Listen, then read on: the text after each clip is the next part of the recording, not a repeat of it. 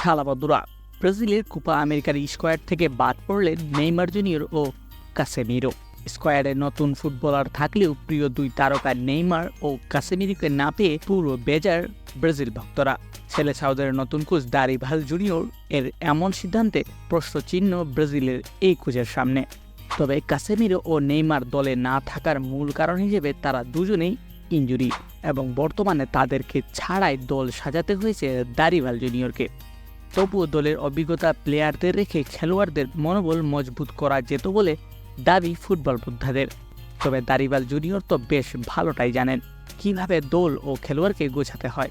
তবে নেইমার ও কাসেমিরো দল থেকে বাদ পড়ায় তাদের অভাবটা যে ভালোভাবেই ফিল করবে ব্রাজিল তা সবাই জানে, কারণ নেইমার ও কাসেমিরো দুজনেই লেজেন্ড তারকা ফুটবলার এবং ব্রাজিলের দলকে অনেক কিছুই উজাড় করে দিয়েছেন। নেইমার জুনিয়র এবং কাসেমিরোর উপস্থিতিতে এমন অনেক ম্যাচ রয়েছে ব্রাজিলের, যেগুলোতে ম্যাচের ফলাফলই নিজের পক্ষে নিয়ে এসেছেন ব্রাজিলিয়ানরা। তবে এত কিছুর পরও এবারে কোপা আমেরিকায় ভালো কিছু করবে এটাই চাই ব্রাজিল ভক্তরা, কারণ খুব অল্প সময়ের মধ্যে দুইটি বড় ম্যাচে ব্রাজিলকে সন্তুষ্টজনক পারফরম্যান্স করতে দেখেছে ব্রাজিল ভক্তরা ও গোটা ফুটবল বিশ্ব।